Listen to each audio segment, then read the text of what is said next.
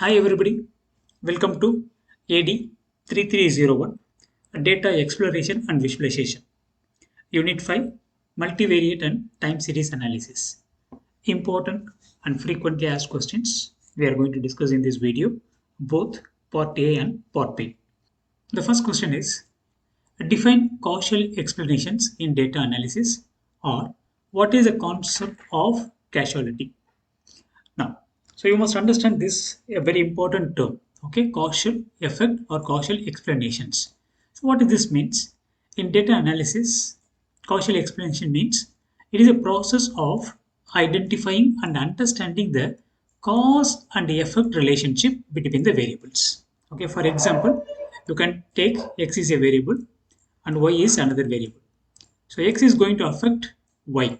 So x we are going to call cause and this is we are going to call effect. So this type of relationship if you observe that is called the causal effects. Now, so the first variable we are going to say as a cause.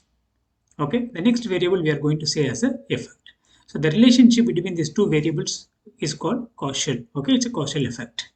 Now, what are the key characteristics? Important characteristics of causal explanation means identification of cause and effect. You have to identify which is the cause and which is the effect. Then, establishing a relationship. So, there is a relationship between this. Okay, so what that relationship means? You can see here. Is it a direct relationship or indirect relationship?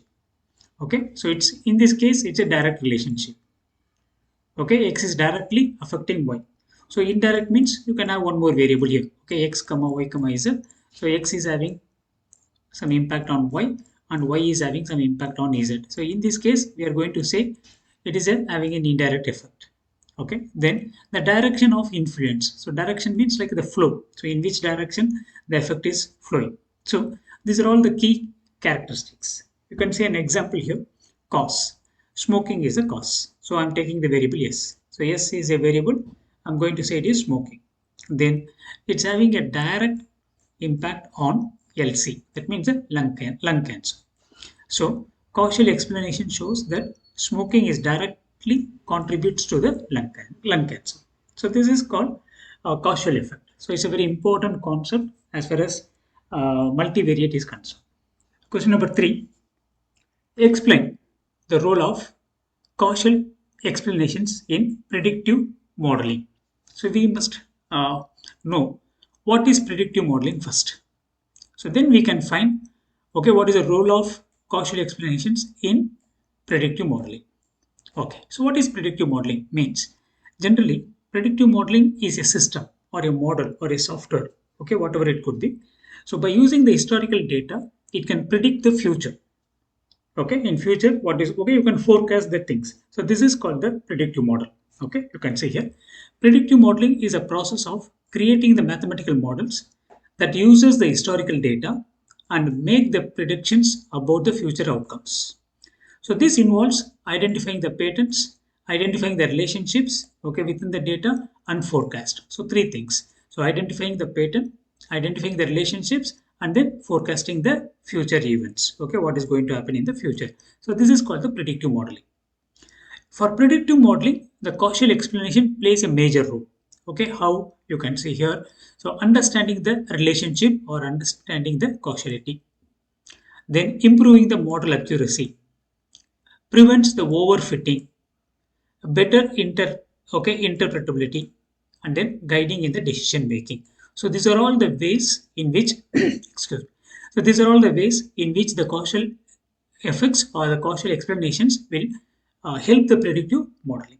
So this is a short answer question. Question number 4, 5, and 6. Okay, if you see, so they're asking us to draw. Okay, so what does that means? This is called causal path diagram. Okay, causal path diagram. So we have to draw a causal path diagram.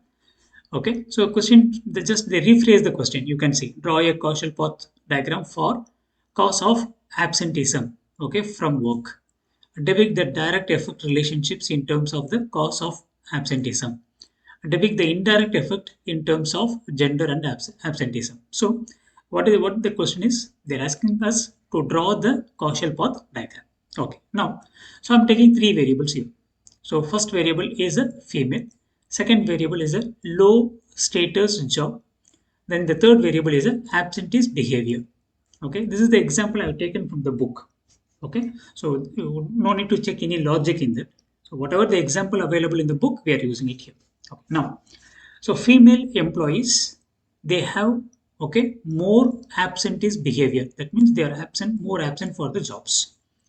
So this is a direct impact.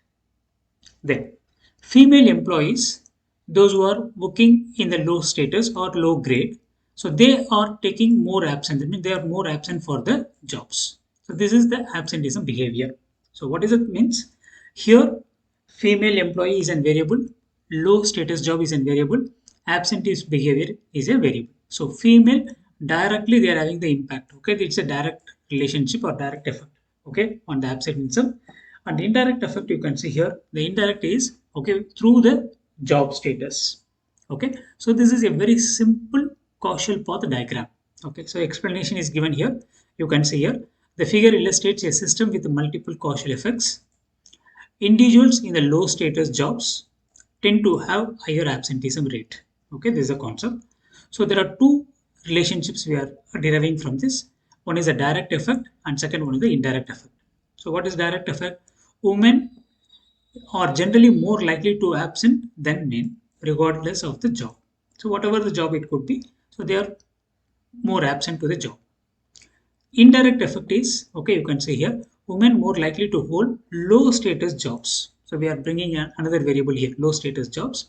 So which is linked to increased absenteeism. Okay, so this is the concept. So example only, okay, you no need to see the fact whether it is fact or not. Okay, we no need to see that. The example is given, we are just following the example. So in exam, so you may ask to draw a causal path diagram. So with three variables, even sometimes with the four variables, they may ask. Okay, so you must be very careful. You have to mention the which is the direct relationship and which is the indirect relationship. That means direct effect, indirect effect. You have to write it properly. Question number 7. Explain the concept of longitudinal data. So this is a very important concept in lecture number 5. Okay, so longitudinal data. So what is longitudinal data means? The data which is collected okay for a very long period. Okay, over a period of time. For example, temperature of a city, rainfall in a country, okay, share market observation, okay, that means index like nifty or sensex whatever it is, okay, observing for a very long time, that is called the longitudinal data. Okay, so you can see here longitudinal data refers to the data collected from the same subject. The subject will be same, okay, repeatedly over a period of time, very long time.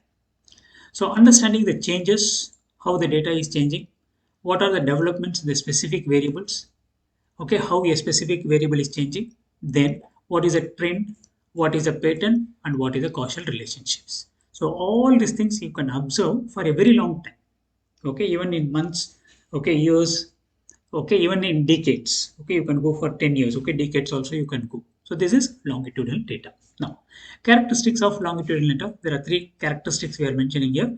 One is the repeated measures. So you have to measure, you have to observe it repeatedly. Okay, so multiple observation of the same variable, that is the same subject, for very long time, okay, very long time, okay, so you have to observe it. Then time dimension is very very important. Okay, that means the frequency. So for annually or quarterly or monthly, okay, or weekly, so a very long time will be observed here. Then individual tracking, so by following the same entity over a time, so you are going to follow the same object, a single subject we are going to follow. Okay, so these are the characteristics of longitudinal data. So example you can see here, health studies. So tracking a patient health, okay, outcomes over several years to evaluate the long-term effect of treatments and interventions. So the health uh, observation of a patient. Okay, so you have to observe for at least 6 months or 1 year, okay, for some reason. Then educational research, so people those who are doing the research, they observe the data for a very long, even multiples of years they observe the data. Economic surveys, okay, so if you take for every country the economic survey is available, so they observe the data for 1 year. Okay, for every year they will submit the economic survey report. So longitudinal data, data collected over a period of time. Okay, it's a very important concept as far as lecture number 5 is concerned. Question number 8. This is a very important question. frequently asked university question. Difference between time series data and longitudinal data. It's a very important 2 mark question. Okay, you can see here. So we are taking some features, okay, like definition, the nature of the data, structure of the data focus, the purpose of the data, and the example. Okay, so these are the different features we are taking. So we'll go for the definition first. So what is a time series data and what is a longitudinal data? So time series data means the data collected at a regular interval of time. Okay, so there will be a break here, so regular interval. So that means every 30 minutes I'm going to collect, or every 5 minutes, okay, I'm going to collect some data. So that, but longitudinal means data collected from the same object over a time. It's a continuous one.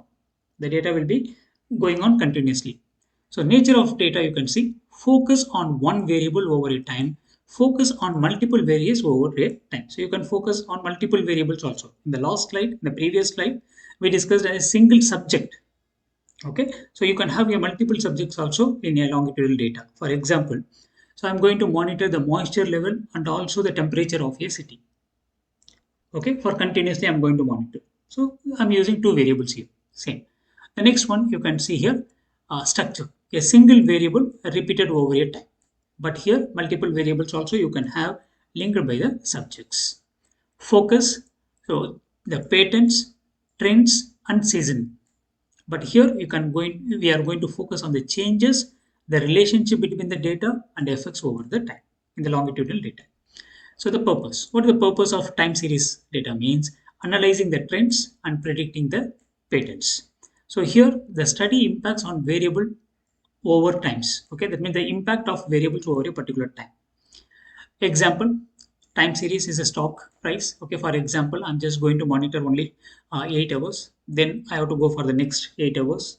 Then next 8 hours or weekly based. Okay, like that. So economic indicators. So these are all time series based. But longitudinal data, you can see the health changes. So it will be a continuous one. Income over a time.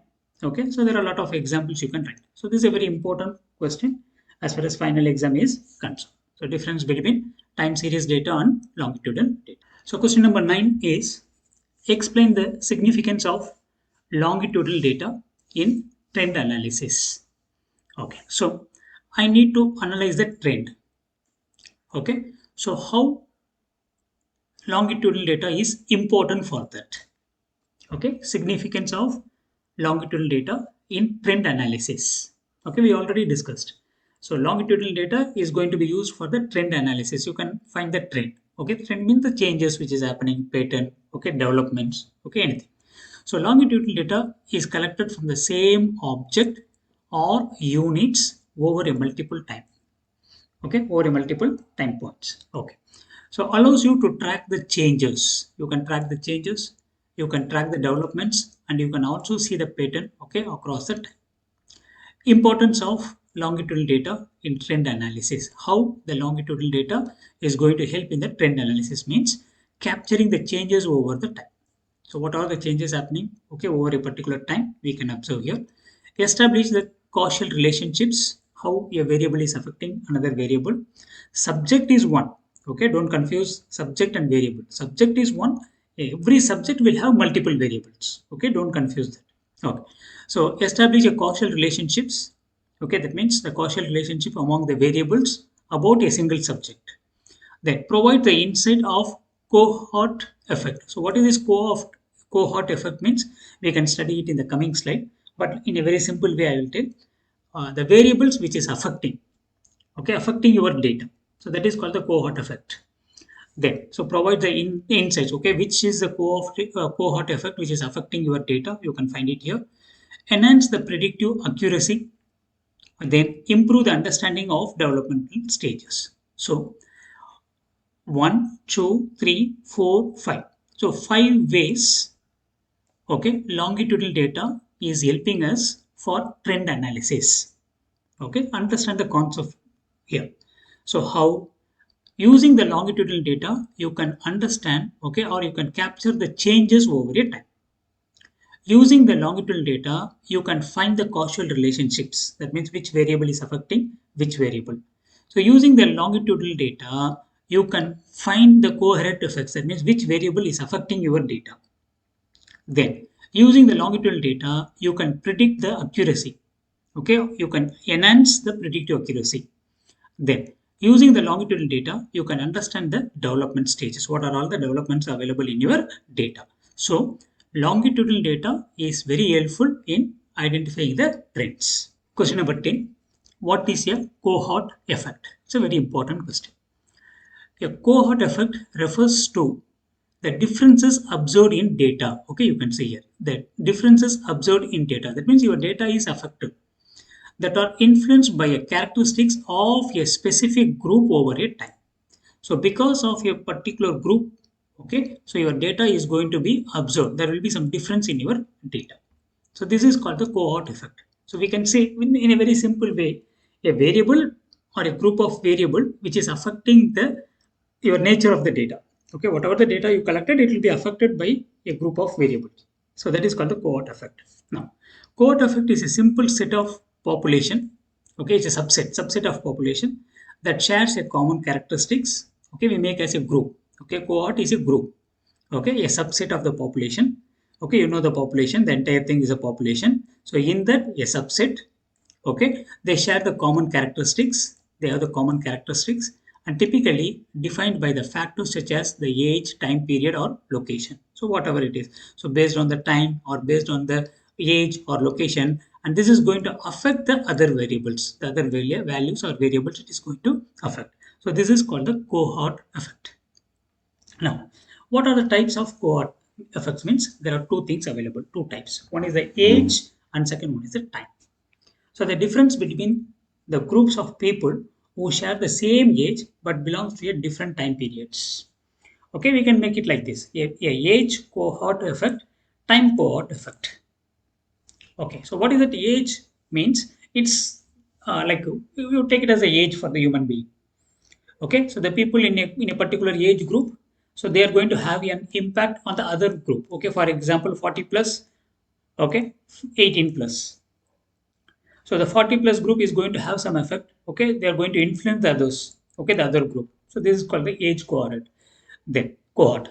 The time cohort means the difference observed between the groups of people who belongs to the different time periods but share the similar characteristics. So people before corona, after corona. Okay, that means before COVID and after COVID. So we can divide like this. So based on the time, you can have a cohort effect, or based on the age also, you can have a cohort effect. Okay, you can see an example. If you see the example, you will understand better. So I'm going for the example here. Age cohort effect, time cohort effect. Okay, so what that means? Younger generation might have a different career path due to the technological advancements and compared to the old generations. So compared to your father and mother, so you'll be having a better job. Okay, so you have a lot of options now like IT industries. Okay, AIDS, ML, plenty of options available. So this is called the age cohort effect. Old adults might have a different health outcomes due to the historical access to the healthcare. So actually people from different age group, okay, you can understand this. So the health of the current generation, if you compare with the previous generation, so it's very weak. So this is age cohort effect. Cohort. Then time cohort means the people who lived through the COVID-19 pandemic may have a different behavior and perceptions toward the health compared to those who lived before the pandemic.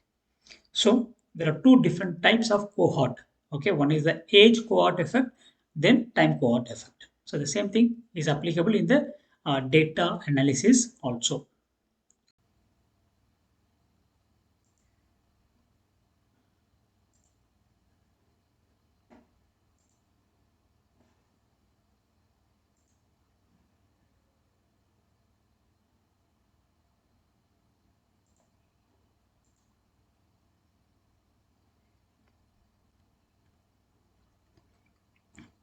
Ready?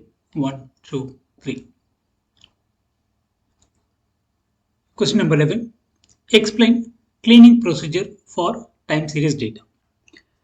Let me tell you a very important thing here. Data cleaning steps. Okay, it's a very important question in this particular lecture. Whatever the data it could be a longitudinal data, or it could be a time series data, or generally it could be a data set.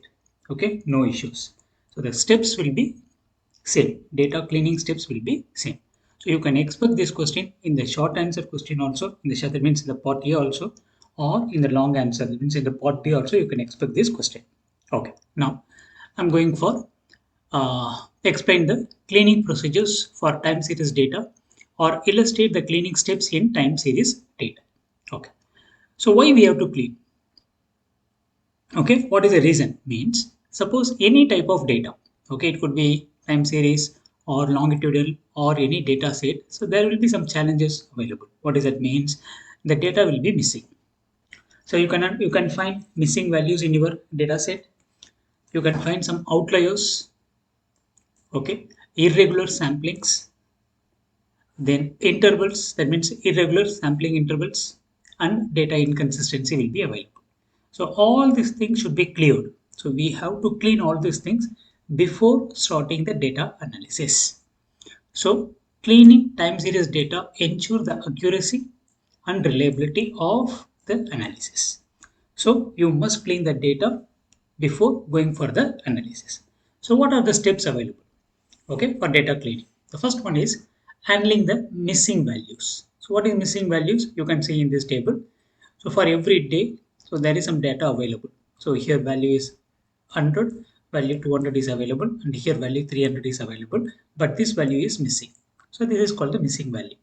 So how you can handle this missing value, or how you can fill some value here means there are some techniques available. You can use any of this technique. So the first technique is a forward fill. Second one is a backward fill, then interpolation. So using any of this technique, you can fill the data. So what is forward fill means? Use a latest valid data point, that means the last valid data point to fill the missing values. That means, so 200 I can take it and I can write it here. So this is the forward fill. So backward fill means use a next valid data point to fill the missing value. So I can take this 300, I can write it here. So this is going to be the backward fill. Then the next one is a interpolation. So interpolation is a statistical method.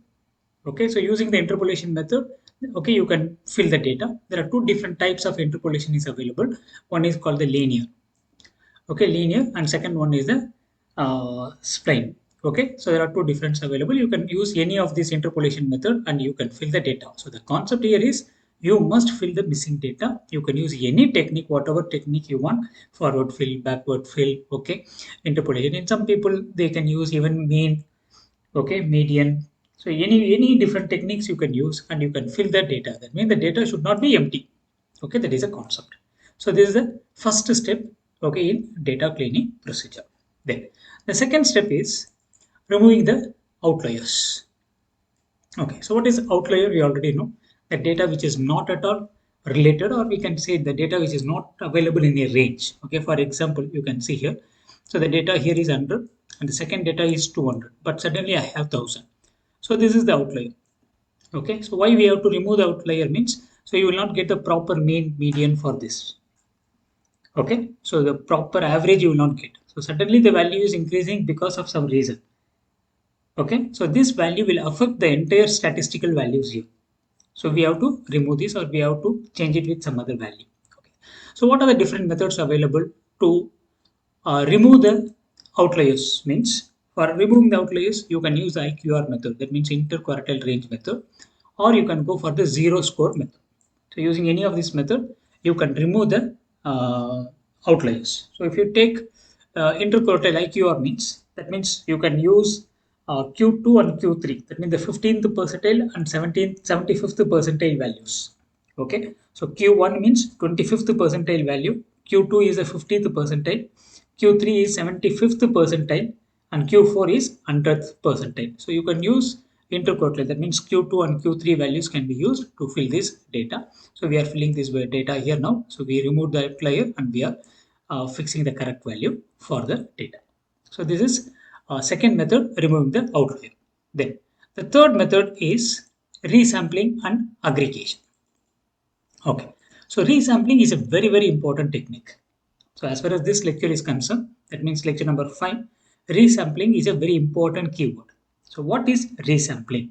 So in a very simple way, let me tell, changing the frequency What is the changing the frequency? Can you give me a simple example? Yes.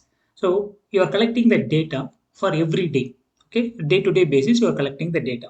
So you are having 365 days. Okay, the data is collected for all the 365 days. So this will be difficult to handle. So what I can do means I can convert this into month. So instead of maintaining the data for every day, I can change it for monthly. So if you do that, that is called the resampling. So changing the frequency. So you can go for the resampling method and also you can go for the aggregating. Okay, aggregation method. Okay. So in resampling, there are two different types available. Okay, down sampling and up sampling. So aggregating the data to the higher frequency to the lower frequency, from higher frequency to the lower frequency. So if you go from a higher frequency to lower frequency, that is called the down sampling. So just opposite. Okay, if you go from the lower to the higher means that is the upsampling. Okay, so you can use any sampling method and you can aggregate the data. Okay, for example, you can see here. So daily to monthly resampling. Okay, so the data given here. Okay, if you see the data given here is every day. Okay, 1/1/2023, 2/1/2023, so 3/1/20. So this is for every day is available. Now I'm going to convert this for every month. Okay, so based on the month, I'm aggregating the data. Okay, so this is a very simple example for resampling the data. So resampling means changing the frequency of the data. Then the next method, which is the fourth method, okay, called removing the duplicates. So in the data cleaning, so removing the duplicates is a very important step. So where is the duplicate means you can see here. So this is the data which is duplicated. So 1/1/2023, 1/1/2023. So the data is repeated here. 100 is available and here 200 is available. So you can apply any method. So you can keep the first one, remove the second one, or remove the okay as you wish, or you can take an average of these two. So you can use any different technique, whatever the technique you want, you can use it. But the data should be that means the duplicate value should be removed. So this is after removing the duplicate values. Now, consistent data or consistent date formats. Okay, it's not data, date formats. So what does that means? You can see here. This is a here I'm using a different date, and here I'm using a different date format. You can change all the date into the common format. Okay, so we are just going for this particular format I'm writing. So this is all the steps available in the data cleaning. So it's a very important short answer question, and also okay, it's a very important long answer question. Okay, the next question you can see here. Mention the process of data cleaning with the example. So the same thing. So you already know the concept. I already explained the concept. Okay. Sometimes they will give the data and they will ask you to apply all the steps. Sometimes, okay, they will ask you to give your own example. Okay, you can see here. So the first one is handling the missing values. So no need to waste the time here. So missing values. Okay, this value is missing, and here the value is missing. Okay, here the value is missing. So you can fill all these values by using any of the technique you know. Okay, this is none means the complete row I'm going to remove. Okay, so Alice, Bob, David only I'm going to have. So this none value completely we are going to remove here. You can see the table, the solution. So 35 35 is available, and then I'm going to fill some value here. Okay, you can use any technique. Already we studied what are the techniques available for filling the missing values. Then the same thing here, filling the removing the duplicate values. The duplicate values should be removed. So Bob is duplicated here. Okay, so the duplicated value should be removed here. The next one is standardizing the date format. So this also we already studied. So here you can see a different date format, and here a different date format, and here they are following a different date format. So all these things should be converted into your common format. So this is a common date format. Then, so removing the outliers. So in this case, you see here 100 is okay, 200 is okay, 300 is okay, but these two values are the outliers. So 1000, 1500 is outliers. So we must, okay, delete these outliers, and we are going to write it. So any technique. So we already studied IERQ is one of the method. So by using the IERQ method, IQR method, so interquartile method, so you can use and you can fill the data. Then converting the data types. Okay, you can see here uh, ID, student ID is the age, then salary. So what I want to do means I need to convert everything okay into a same data type. Okay, for example, convert ID to the integer, age and salary to float. Okay, so converting this particular step we didn't discuss in the previous question. Okay, so you can include it. So you can combine everything and you can write the long answer question. So converting the data types. So common data type. Okay, I'm converting everything into a common data type except ID. ID I'm keeping it as integer. So age and salary I'm converting it to the float. Okay, so these are all the different techniques available to convert the data.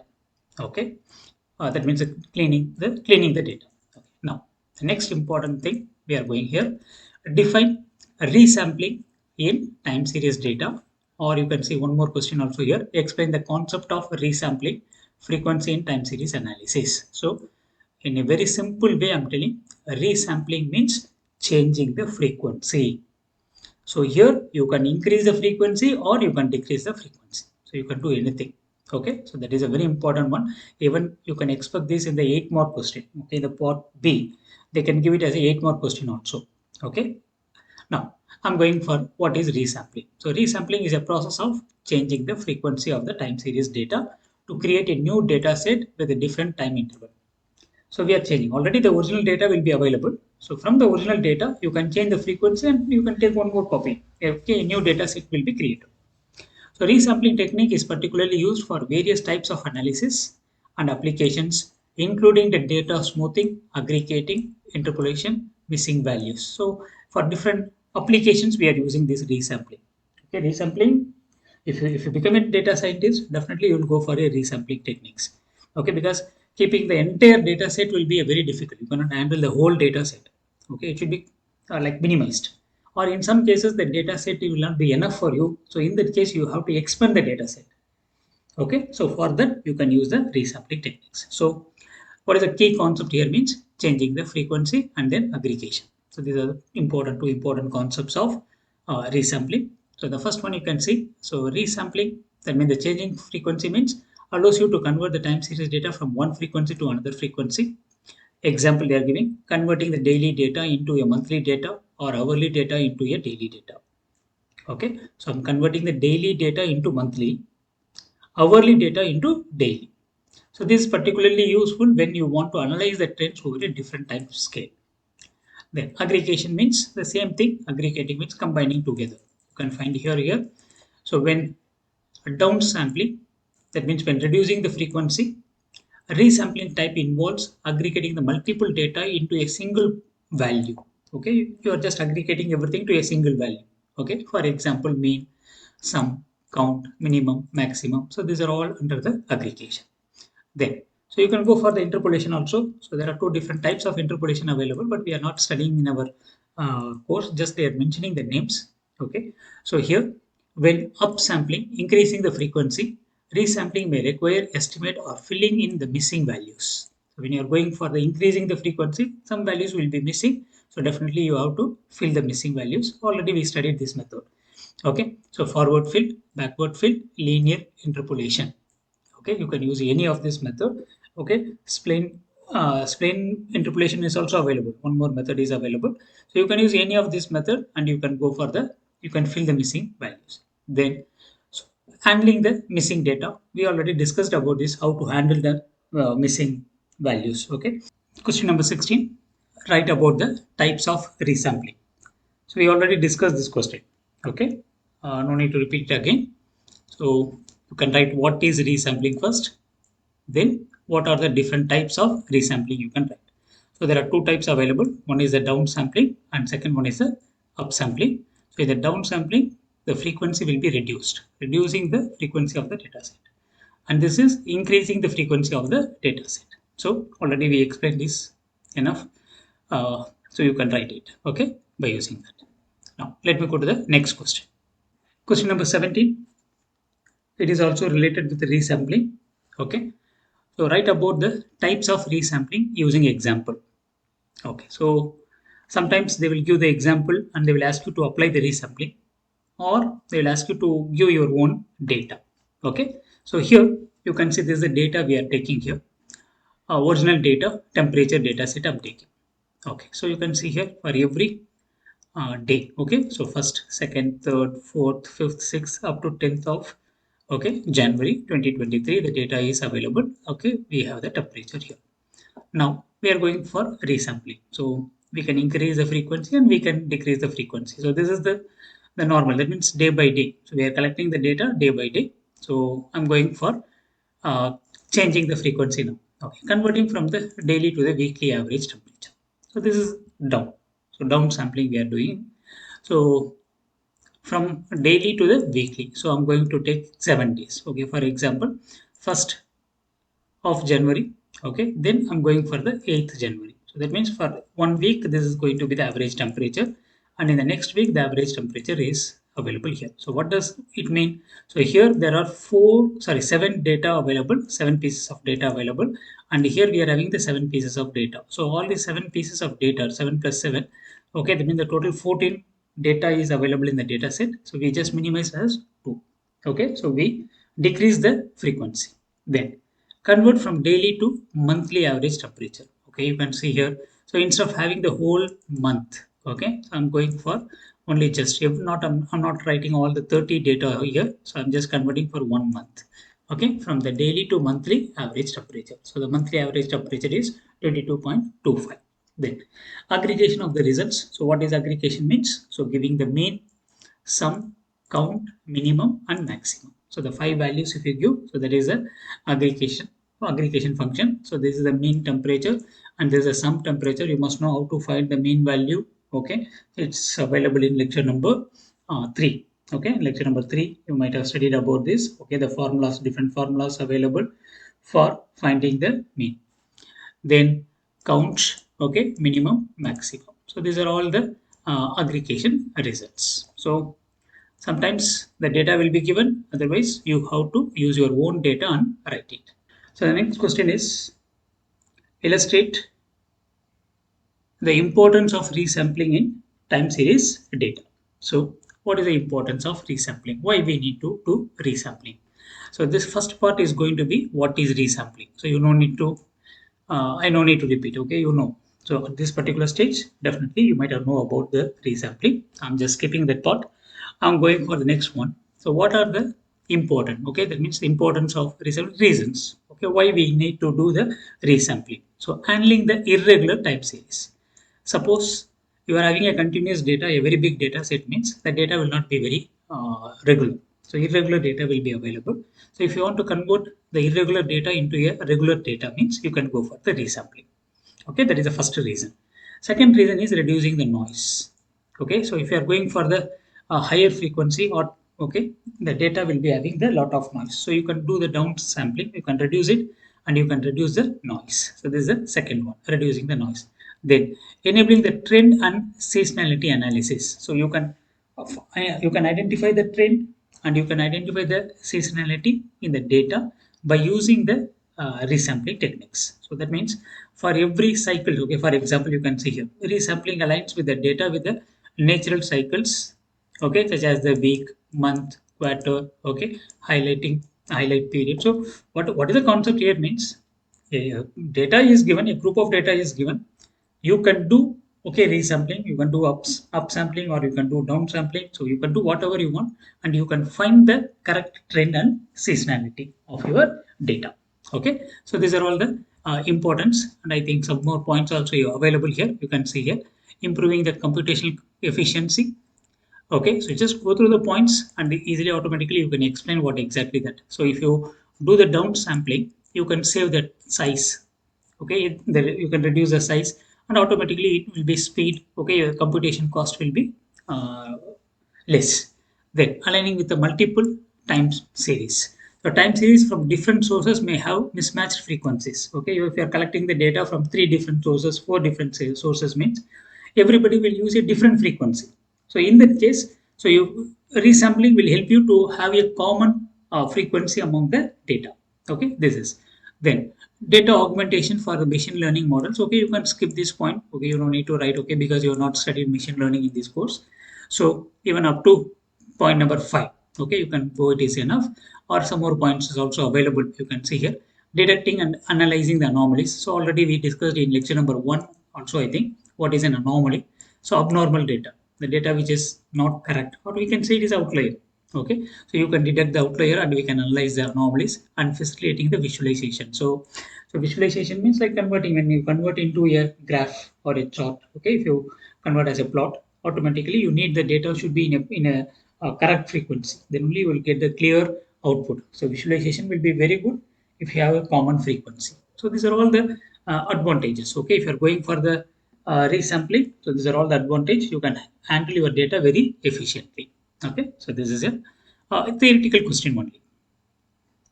Question number 19. Explain the concept of grouping in time series analysis. So in the previous questions, we discussed about the resampling.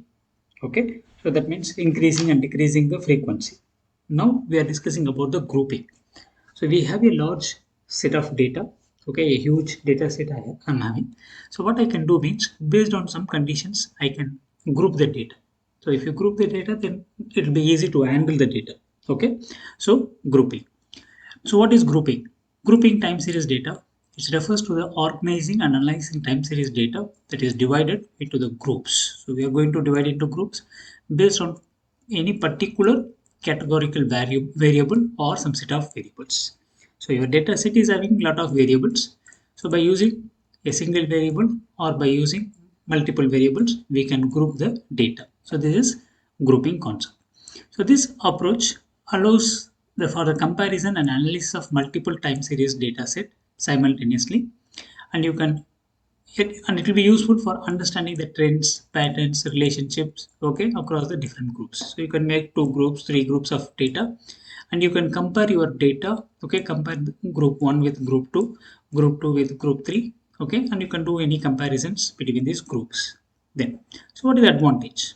The advantage of grouping is improved understanding of the trends. So it reduces the noise, simplified analysis, comparative analysis, and then seasonality and cyclic patterns. So you can identify the cyclic patterns. What is the cyclic patterns? What is the seasonal patterns? Okay, how the data is changing. Okay, so all these things you can observe by using the grouping.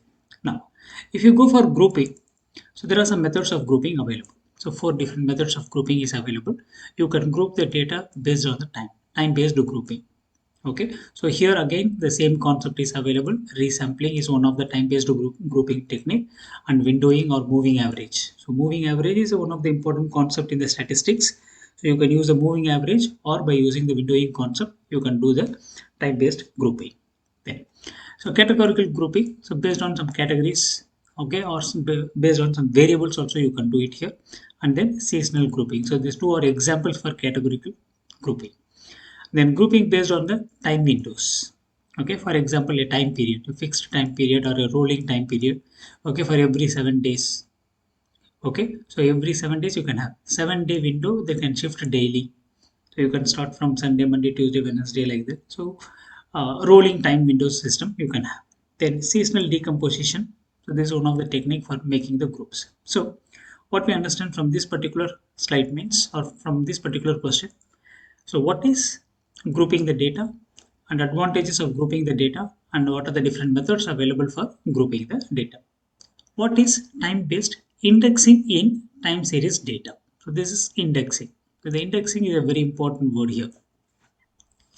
So time series data is a very long, okay? For example, so you can collect the data for a very long period. So this is the time series data. The time series data will be available like this. Now, I want to search some data in this. Okay, so we need to search something. So how can we search means, for example, you can create some index. So you might have already studied this in database or some other courses. Okay, indexing. So what is the use of indexing means, very quickly you can search the data in a data set or in a table. The same concept here. Okay, so you can easily, time series analysis can be done very easily if you're going for the indexing. So indexing, there are different types of indexing available. You can say here date time index, period index, time delta index. So these are the three different types of indexing available. You can do it for your data set. So now, what is date time index means? The index type is for the time stamped data. So period index means, so time index for a period, for a particular period, okay, for a week or for a month like that. So time and delta index, okay, this is, okay, mixing. So this types of is indicating the time between the two dates. Okay, the time gap between the two dates, that is called the time delta index. So You can use any of this indexing technique and you can search the data very quickly in your data set. That means in the time-based data set, time series data. Question number 21. Explain the purpose of time-based indexing in data analysis. So in the previous question, we discussed about what are the different methods of indexing available. Here we are going to see what is the purpose. Okay, so what is the purpose of indexing? Okay, you can see here. So time-based indexing in data analysis refers to the practice of organizing and accessing the data. So very quick accessing the data based on a particular time. So it is particularly useful for time series data where the order of data points is important. Okay, that means every day or every minute the data will be collected. So as they are collected in a specific time interval. So the data will be collected on a specific time interval. For every day I'm collecting the data means so the data will be available like this. Now I want to search a particular data in this means so you need to do indexing. Okay, so what is the purpose of indexing means capturing the temporal relationship. What is the relationship? Then aggregation of and resampling, efficient data access. This is a very important point. So very easily, very quickly you can access the data from your time series data set. Then temporal analysis. Okay, for forecasting also it will be used. Then consistency, you can check the consistency. Okay, you can organize the data. So these are all the other purpose. Okay, the external, the what is it? The additional purpose I can say, but the core purpose is efficient access to the data. Okay, so this is the purpose of time-based indexing in data analysis. Question number 22. Describe the process of visualizing the time series data. So I want to visualize the time series data. That means I want to draw a plot, okay, for time series data. So what are the steps available or what are the process available? Means so visualizing the time series data helps to identify the trends. It will help you to identify the pattern, the variations, seasonal variations. Then you can understand the behavior of the data over a time. So visualizing the time series data. Okay, if you do visualization, what are the advantages? Means these are all the advantages. You can identify the trend, you can identify the pattern, okay, seasonal variations, and you can understand the behavior of the data. Okay, now you can see the steps. What are the steps available for visualizing the time series data? That means what are the steps available to convert your data into a chart? Okay, very simple way. So the first thing, the data should be ready. You must understand the data. What is the data? Then you can decompose the data. Okay, so what is decomposing? Okay, it includes you can remove the noise, identify what is the seasonality. Okay, that means the data is collected weekly or monthly or yearly. Then go for the trend component, capture the long-term pattern over a time. So the duration also you must know. Okay, what is the duration of your data? Okay, how the data is collected? Okay, weekly, monthly, or yearly. Then you can isolate all the noise from your data. So this is going to be step number 2. So first step, understand the data. Second step is decompose the data. Then the next one is a plot trend and seasonality. Now the next one, you are going to start plotting your data. So you can use any technique. So time series plotting. So focus on the long-term pattern. Then plot the patterns across the short-time intervals like months or quarters. It's depend. Okay, so you can do any resampling. You can do grouping. Okay, so before plotting your data, you can do anything. You can go for recycling, or you can go for resampling, or you can go for the grouping. Okay, then you can plot your data. Then once if it is plotted, once if the time series is plotted, so what you can do means you can analyze and detect the anomalies or the outliers. So what are all the outlier data is available? What are the anomalies available in your plot? Okay, all these things by using the visualizations. Okay, you can find it. Then the next one is a forecasting. So once the time series is plotted means, so based on this, you can predict what will be the next. Okay, what will be the next one? The next data will be how much? Okay, for 12 months of rainfall data I'm having. So based on this, I'm going to predict what will be the rainfall in the 13th month. So there are some techniques available, some methods available. Okay, arima, yes, arima. So these are all the different models available. So using these time series models, you can predict, okay, what is going to be the in the future. Then finally, you are going to create a summary or interpretation by using your plots. So these are all the steps available okay, in plotting a time series data. Question number 23. Define the term third variable in data analysis. So the title of this lecture is okay multivariable. So here you are going to use more than two variables. Okay, so if you use two variables, it is bivariate. Okay, bivariate analysis, that is lecture number 4, and here it is multivariate. Okay, you are going to analyze more than two variables. So what is the term third variable in data analysis? Okay, so third variable is it is an external factor that influence the relationship between the two variables. So already x is available and y is having. Okay, y is we are having. So there is a relationship between x and y. Now a third variable is going to influence. It is going to affect this relationship. So this is the third variable. So this variable can cause a suspicious or a indirect correlation. Okay, so it acts as a co-founding or mediating variable. So it can, so in another way, I can say in a very simple way, it can have a positive impact or it can give a negative impact also. Okay, so between the relationships of the first two variables. So co-founding variable, mediating variables. Okay, so there are two different. We can divide that into two. Okay, so co-founding variables and mediating variable. Okay, you can see the mediating variable first, so that easily you can understand. So this explains the relationship between the two variables by intervening in the causal pathway. So we already studied about the causal pathway.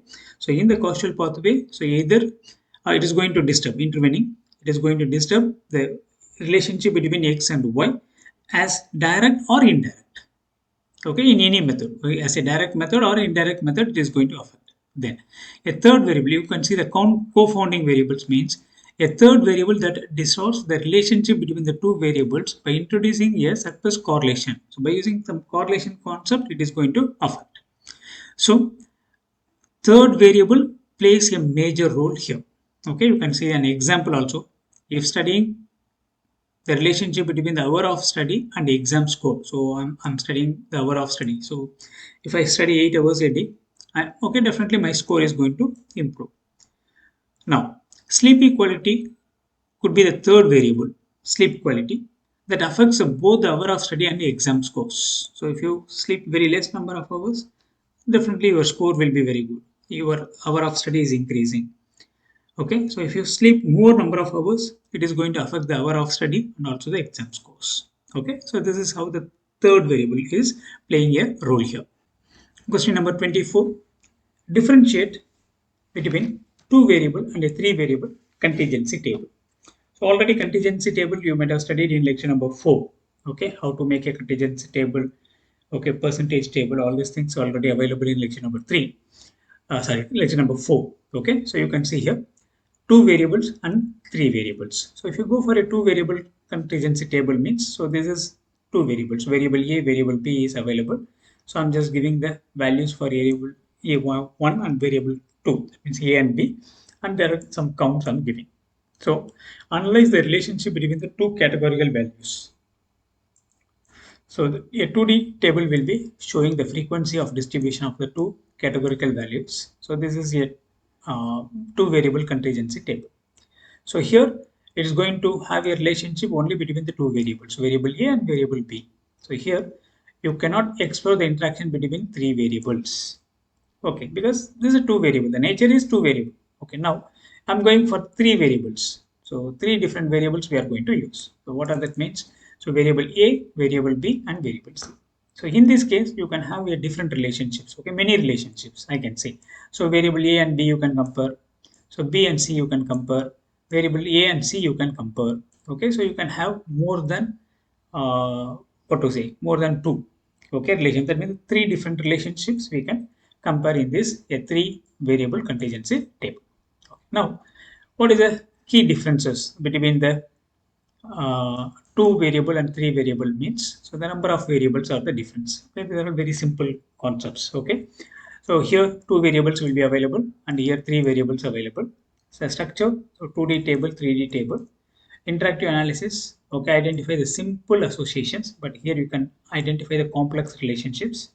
So two variable suitable for identifying the simple relationships, and this is for exploring the deeper multidimensional relationships you can identify. Okay, so this is the difference between the two variable consistency table and three variable consistency table. Question number 25, applications of three variable contingency table. So for writing the applications, there is no limit. Okay, so you can write any example where three variables are used. Okay, so I'm just giving a list here. Okay, don't memorize the running text. Okay, if you just know the headings, okay, it is enough. You can write it in your own way. So three variable contingency table is used in examining the relationship between the three categorical variables. So how these variables are influencing, okay, interact and influencing the each other. So it helps to identify the complex relationships you can identify. You can identify the associations among the multiple variables. Okay, these are all the applications. Identifying the interaction effects, exploring the multidimensional relationships, hypothesis testing, policy and decision making, market segmentation and targeting. Even you can write it forecasting. You can do, okay, you can do the forecasting. Okay, you can analyze the trend. Okay, you can analyze the seasonality. So all these things are the points. So applications is you can write in your own way. Okay, so there is no restriction for this particular question. So the next question is, explain the construction and interpretation of three variable contingency tables. So they're asking us to construct, to create a contingency table. Okay, now, so three variable contingency tables are useful for analysis. Okay, these are all the points already we know. Now I'm going for the structure. So what is the structure means? Rows and columns should be available. Cells should be available. So if you study this question in chapter number 4, that means in unit number 4 contingency table you can cover here. Okay, now there are some layers available. So rows and columns should be available in the table, cells should be available in the table, and layers should be available in the table. So this is the example. Okay, so you can see this is an example here. I have, okay, 1 2 3, okay, three variables. I'm having high school, bachelor's, masters. Okay, and then some categories: employed category, unemployed category. So you know what is a row, what is a column, okay, what are the cells and all, no need to explain. So for this particular uh, what to say variables, I'm going to draw a uh, causal effect model. Okay, you can see here I'm taking the degrees here. So master degree, bachelor degree, and high school, and here I'm having the employed and unemployed. So now I'm going to have, so master degree direct influence on both. So for that means it shows that the people with master degree is also, okay, employed. The people with master degree also unemployed. Same thing. The people with the bachelor degree employed. Okay, people with bachelor degree is unemployed. So in all the categories available. Okay, this is what we understand from this table. Okay, so okay, people with high school qualification, 30 are employed, 10 are unemployed. The same thing, master degrees, master people with master degree, 40 are employed and 2 are unemployed. So there is a relationship available between this. So this is a causal model for this data given. Okay, so this is how you can construct a table. A consistency table can be constructed like this. And also the very important thing is the total. The total is very important. If you are going for a consistency table, okay, so you must contingency table. Okay, so not consistency, contingency table. So if you are going for a contingency table, so you have to put the total. Okay, everything, the row total and the column total should be available, and this is called the grand total. So the grand total is also very important one, and it should tally. Okay, so 120 plus 17, 137. So 40 plus 55 plus 42 should be 137. Yes, it is the 137. So this is how you can construct a contingency table. Question number 27. What is a transition table? Okay, so contingency table already we studied in the previous question. Now we are going for the transition table. So what is a transition table means? Is a type of table used to show how the values of variable changes over a time across the categories.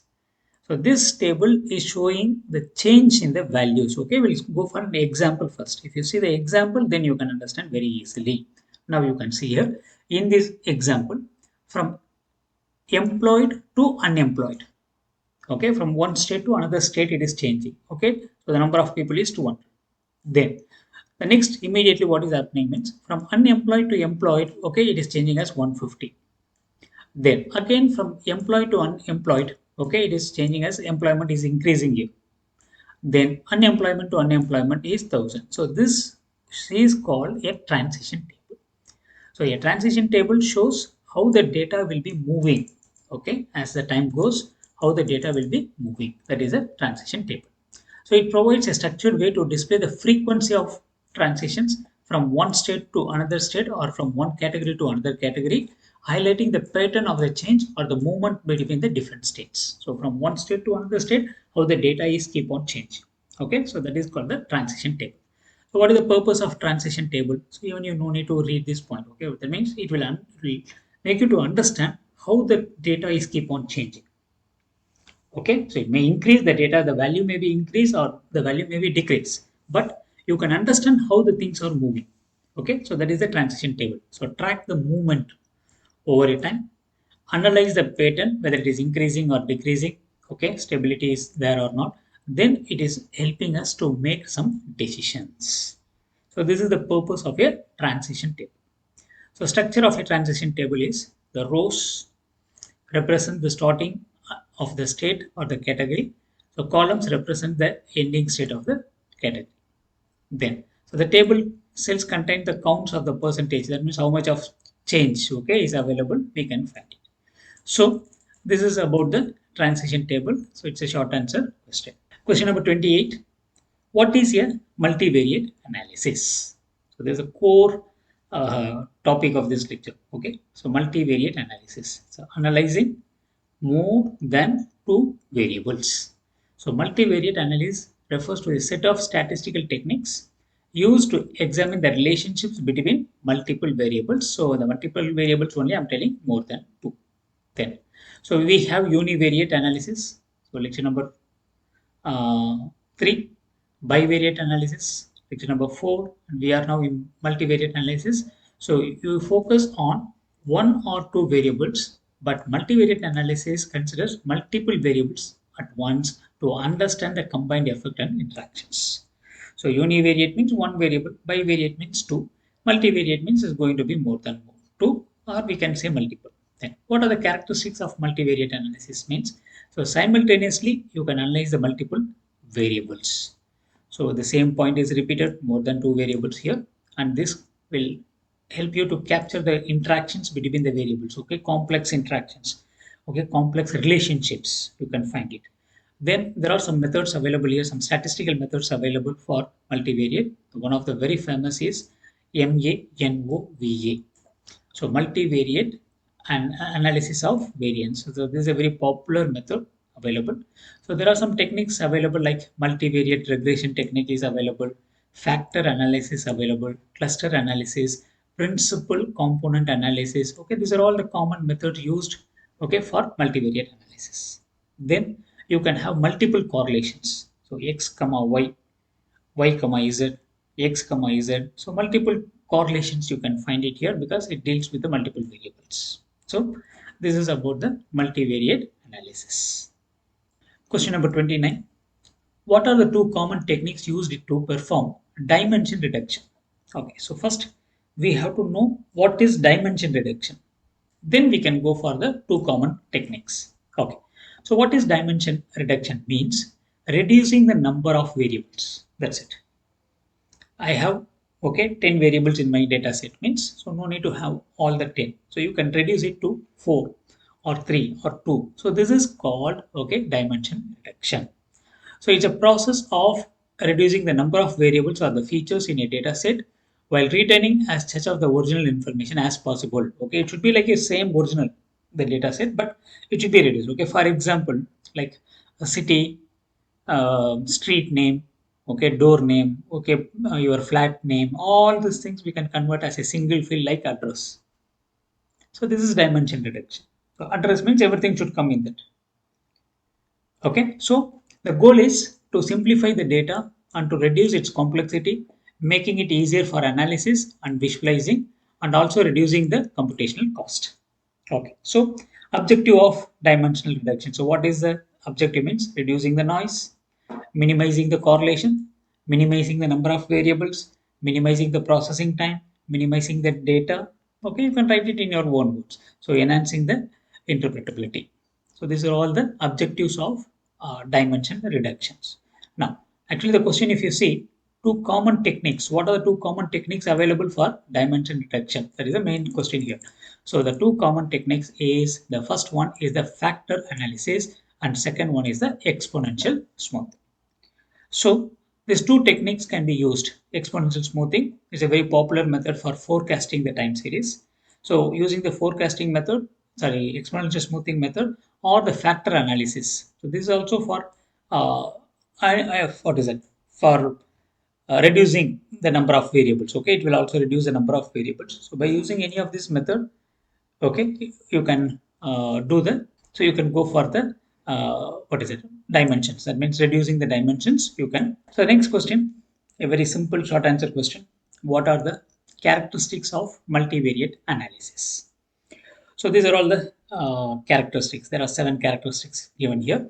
So multivariate analysis means simultaneously analyzes multiple variables. Then identification of complex relationships and interactions between the variables. Okay, so no need to explain. The words are very clear. Clear. So using the statistical model. So we already discussed a model. Okay, the name we have given. So using the statistical model, you can do the proper analysis.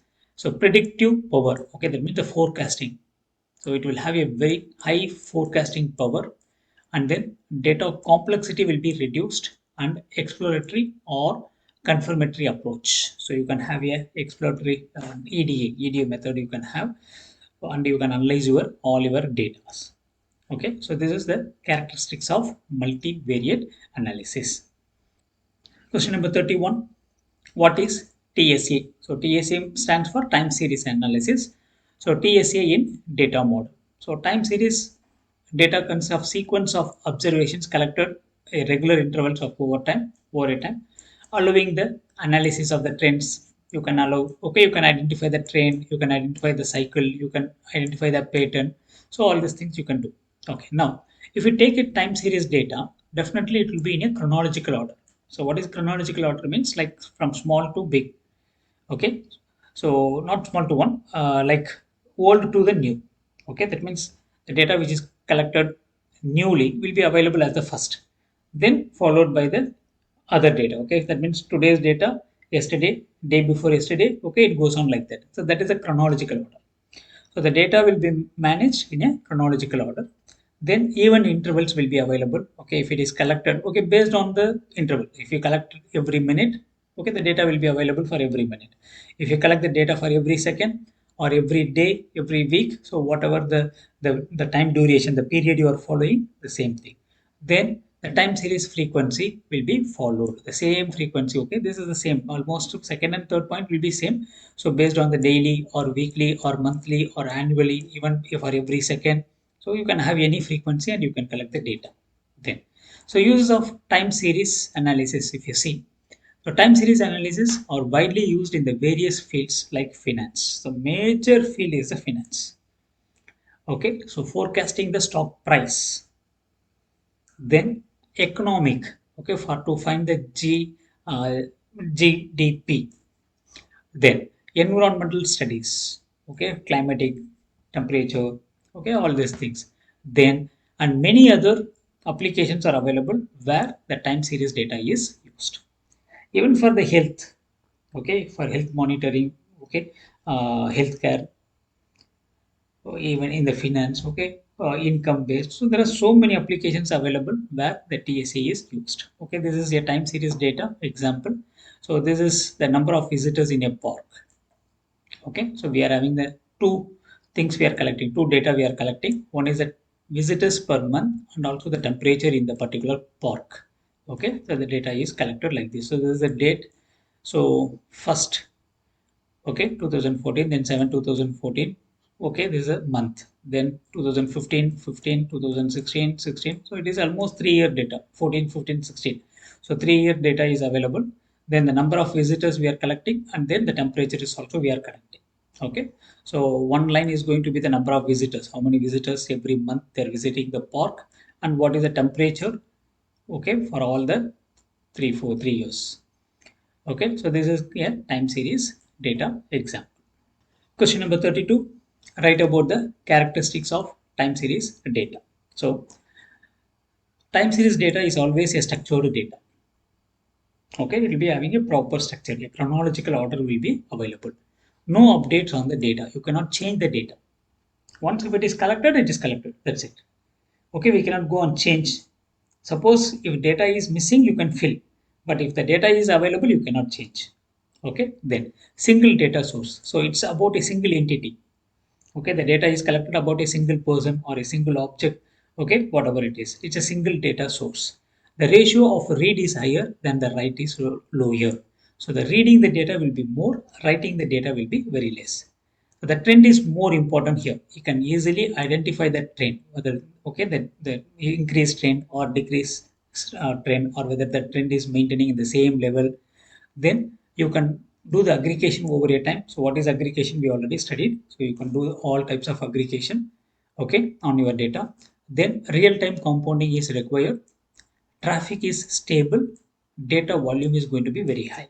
So these are all the categories, the characteristics of time series data. So if you understand the words, easily you can write it by your own words. Okay. So with this, we are completing part A questions of unit 5. We are going to the part B questions. If you thorough with all the part A questions, answering part B question is not going to be a difficult one, because I already explained all the concepts in part A. So part B questions will be a combination. So it will be a collection of questions from part A only. I'm not going to explain all the answers here.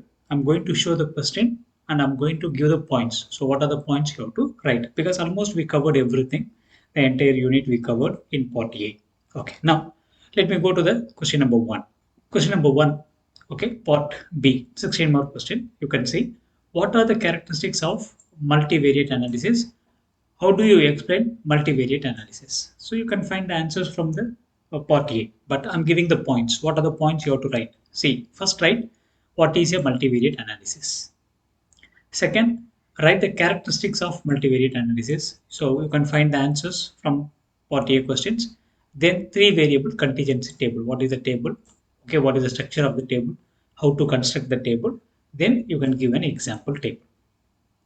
Then for this particular table, go for a diagram. Okay, you can just go for a causal path model. Okay, you can draw a diagram for this particular variables. Then you can give the applications. What are the applications of multivariate? Okay, so public health, you can give your own answers. Okay, marketing, finance, share market. So these are all the places where we are using the multivariate analysis. So this is how you have to answer this particular question. Question number 2 and 3. Okay, so describe how introducing a third variable enhance the understanding of the relationship between the two other variables. Provide example to illustrate its impact, or illustrate the process of establishing the causal explanations. So the question is, it is about the three variables. Okay, you can see here. I'm going to introduce the third variable. What is third variable? What is a causal explanation? So this is the first question, I think, part A. Then what is causality? What are the types of causal effects? Okay, direct and indirect. I'm giving an example here. So don't follow the same example. You can give your own example. Then what are the importance of causality? Then hypothetical example. So what does that mean? This is step by step they will give. Okay, you can give the step by step of construction the diagram. Okay, so first one, this is the first relationship, so this is the second relationship. Okay, so you can just draw in the steps. Finally you will get this diagram only. Okay, you are going to get this. So here, what is a direct relationship, what is the indirect relationship, and all you can explain. And finally we are going to have the overall diagram you can give it. So this is how you can answer this particular question. Question number 4 and 5. Explain about the causal path model for three variables. The same thing question is repeated. Or describe the application of three variable contingency tables. So almost things are repeated here. So you can write what is a three variable contingency table means what is the structure of the table. You can give an example for the table. Okay, I'm giving an example. Then go for the causal path diagram. Okay, then interpretation. So interpretation means, so from by using this diagram, what are the things you can understand? Okay, that means what are the things you can interpret. Okay, insights, or we can say the results, what you can discover. Okay, so the associations, that means the relationships. Chi-square test you can use, conditional probabilities use chi-square test. It is available in lecture number 4, so kindly go through it. And these are all the applications. So you can see here from question number 6 to 12. So all the concepts we already discussed. So let me read the questions only. Okay, discuss in detail about the data cleaning, missing data, outlier reduction, and treatment. Explain the cleaning procedure of our time series data. Explain the significance of longitudinal data in trend analysis. What is meant by time series data? Describe its components. Illustrate the importance of resampling in time series analysis. Explain the concept of resampling in data analysis and discuss the key components, types, significance, and resampling in data analysis. Illustrate with examples resampling techniques like downsampling, upsampling, handling the missing values through the methods such as the forward fill, backward fill, and interpolation. So, all the questions, the answers you can find it in the short answers. Now, I'm going for the last question here. So this is something new we didn't discuss. Okay, so the last question is explain Simpson paradox. Include its characteristics, the role of allocating variables, and provide an example. So you can see the 14th question also discuss how the Simpson's paradox can lead to misleading conclusions if not properly accounted for in data analysis. So this is a very important question, and this is going to be the last question. Now, Simpson's paradox. What does that means? It's a phenomenon. It's a statistical concept where the trend that appears in several different groups of data can disappear or reverse when these groups are combined together. So we already discussed about the grouping. So we can divide the data into groups. Okay, so we're done. So once if you done the grouping, you will be having a different results in each and every group. Now, I'm going to combine all the groups together. So if I combine these groups together, I'm going to get a different answer. So this is called Simpson paradox. So where a trend that appears in several different groups of data can disappear or reverse when these groups are combined. Okay, so this paradox highlights the importance of considering the context and the influence of lurking the variables when interpreting the statistical results. So this is what to say. This is a phenomenon. Okay, so where we have to observe it very carefully while doing the data analysis. Okay, so individual data may give you some result, but if you combine all the data, that means all the groups together, you will get a different result. Now, so what are the key characteristics you can see here? So grouped data. So the paradox occurs when data is divided into subgroups. Then a specific trend is observed within each subgroup. Then when the subgroups are aggregated, the overall trend can contradict the results observed in the individual groups. We are not getting the same result what you followed or okay what you found in the individual group. Okay, so this is now Simpson paradox often arises due to the presence of confounding variables that influencing both the dependent and independent variables and obscuring the true relationships. So this is why actually let me tell for what reason this will happen means the relationships will change. For example, in group 1 you will be having a different variables. In group 2 you will be having different variables. In group 3 you will be having different variables. So there the impact or the relationship will be different. So when you combine all these groups together, so the way the variables interacting is going to be different. So what you observe in the individual groups, definitely it is not going to be here. Okay, so this is what the key concept of Simpson paradox. So let us see an example here. This is a table, so related with the graduate school applications. So there are some departments available A, B, C, D, E, F. Okay, So men accepted, men rejected, women accepted, women rejected. So these are all the percentage and also the number is available. Now you can see the department level in department A and B. Okay, so this is the department A and B.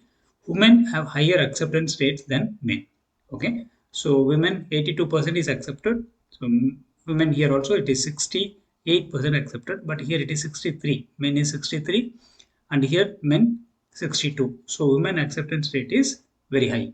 But what is the fact means? The fact is nothing. You see here, 512 men are accepted. It is 62%, and here it is 89 only 82 89 women, but the percentage is 82. So if you see this percentage, you are getting a different answer, different perspective. That means more women is admitted in department A, but it is not true. Okay, but it is not true. The reason is, okay, if you see the real number, it is 89 only and 512 is. Okay, here 512. So this is the essence of paradox, the Simpson paradox. So by seeing the percentage, I'm getting a insight. Okay, I'm saying that more women are accepted in the department, but if you see the count, okay, it is not true. The count is only 89. Okay, so this percentage only for the women and the number of women. Okay, they are calculating. So this is a simple example where Simpson paradox is applied. Okay, so what does this means? The overall analysis, if you see, okay, the men have higher overall acceptance rate, 44, compared to the women. So this example demonstrates the Simpson paradox. Although the women may perform better in specific departments, the overall result suggests that the men are more successful in gaining the acceptance to the graduate school. So this paradox emphasizes the importance of analyzing the data at multiple levels and considering the influence of the third variable to avoid the misleading conclusions. Okay, so this is about the Simpson paradox. So you can give your own example and you can write about the concept. Okay, so with this, we are completing this lecture. Thank you very much. All the best.